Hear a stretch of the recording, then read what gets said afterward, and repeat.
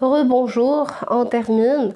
Donc la transformation de la phrase devient Sabrine a dit qu'elle allait aller au cinéma quand elle terminerait. Donc le futur simple devient conditionnel présent qu'elle terminerait. Mes devoirs devient ses devoirs parce que je parle de Sabrine. Un autre exemple, Jean a dit je prendrai un café quand j'aurai fini. Donc, comme je vous ai dit, je commence tout d'abord par la phrase introductrice. Jean a dit. Et puis, je pose la question sur le type de phrase. Je prendrai un café quand j'aurai fini. C'est quel type de phrase? Eh bien, c'est la phrase déclarative. Du coup, je vais changer les deux points et les guillemets par que. Donc, ça devient Jean a dit que. Le jeu revient à qui? Eh bien, revient à Jean. Par quoi je peux remplacer Jean? Eh bien, je vais le remplacer par il. Prendrai, c'est quel temps verbal? C'est le futur. Et qu'est-ce que je vous ai dit tout à l'heure? Avec le verbe terminer, le futur devient quoi? Eh bien, devient conditionnel présent. Qu'est-ce qu'un conditionnel présent? C'est le radical de futur plus la terminaison de l'imparfait. Donc, ça devient Jean a dit qu'il prendrait un café quand le jeu, on l'a remplacé par il, et aurait, c'est le futur toujours, on va le remplacer ou on va le reconjuguer au conditionnel présent, ça devient qu'il aurait fini. Bien entendu, aurait fini, c'est le conditionnel passé. C'est le futur antérieur. Et le futur antérieur devient conditionnel passé. Pour ne pas vous casser la tête, je vous ai dit, le futur devient conditionnel présent. Voilà.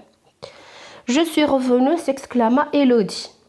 Donc, si on a le verbe à la fin de la parole, c'est-à-dire derrière la parole, eh bien, je dois tout d'abord commencer par le sujet.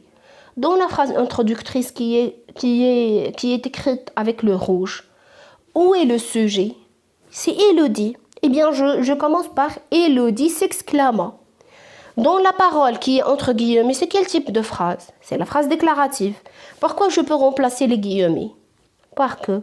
Donc ça devient Elodie s'exclama, suit. C'est le verbe être conjugué au présent. Donc le présent devient imparfait. Ça devient Elodie s'exclama qu'elle était revenue. Et d'ailleurs, je suis revenue, c'est le passé composé. Et pour ne pas vous compliquer les choses, je vous ai dit le présent devient imparfait. Et le passé composé devient plus que parfait. C'est ce qu'on a fait maintenant.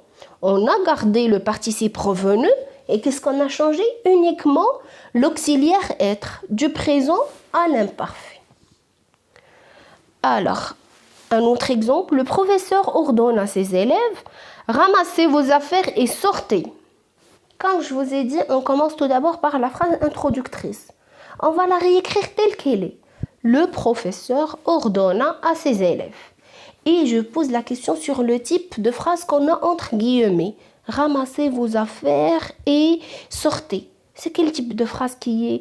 Comment on nomme le type de phrase qui est terminé par un point d'exclamation? Eh bien, on a une phrase impérative. La règle nous dit, si on a un verbe conjugué à l'impératif présent, eh bien, je dois changer les deux points et les guillemets par deux. Et la préposition de nous oblige toujours de la faire suivre par un verbe à l'infinitif. C'est-à-dire, on n'aura pas besoin de conjuguer le verbe. La phrase devient le professeur ordonna à ses élèves de ramasser leurs affaires et de sortir. Toujours lorsqu'on a le verbe à l'impératif, devient infinitif précédé de de. Donc, un autre exemple, la fille a annoncé à sa maman « Je suis très malade ». Comme je vous ai dit, on commence tout d'abord par réécrire la phrase introductrice telle qu'elle est. La fille a annoncé à sa maman, le jeu revient à qui? Qui parle? C'est la fille. Par quoi je peux remplacer la fille? Par elle. Donc, si vous avez remarqué, le verbe introducteur à annoncer est au passé. C'est-à-dire qu'il faut que je sois prêt pour changer les tons verbaux de la parole. Donc, la fille a annoncé à sa maman qu'elle, le verbe être, au présent devient imparfait. Donc, ça devient la fille a annoncé à sa maman qu'elle était très malade. Pour récapituler, lorsqu'on a dans le discours direct, le présent devient imparfait. Le passé composé ou le passé simple devient plus que parfait. L'impératif devient infinitif précédé de 2, c'est-à-dire 2 plus infinitif. Si on a le futur simple, devient conditionnel présent. Et si on a le futur antérieur, comme on a vu avec l'exemple précédent, j'aurais terminé, ça devient conditionnel passé, j'aurais avec AIS terminé. C'est bon? Oui. Donc, je vous donne également un récapitulatif en ce qui concerne les types de phrases.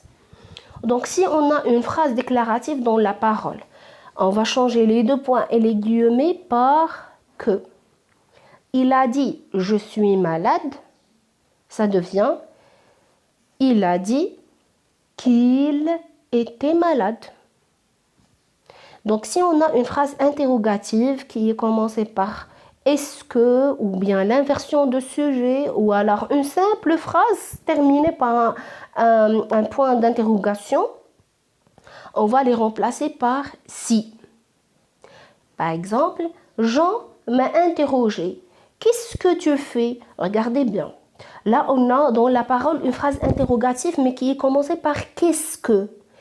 Eh bien, si on a qu'est-ce que, on va changer les 2 points et les guillemets par ce que. Donc, la phrase devient quoi? Jean m'a interrogé ce que. Jean parle à qui? Parle à moi et il m'a dit tu. Donc, le tu devient quoi? Jean m'a interrogé ce que je faisais. Je reviens toujours à la phrase interrogative. Si on a une parole, c'est-à-dire je parle toujours des guillemets, au milieu ou alors dans les guillemets, on a la parole commencée soit par pourquoi, comment, quand, combien, etc.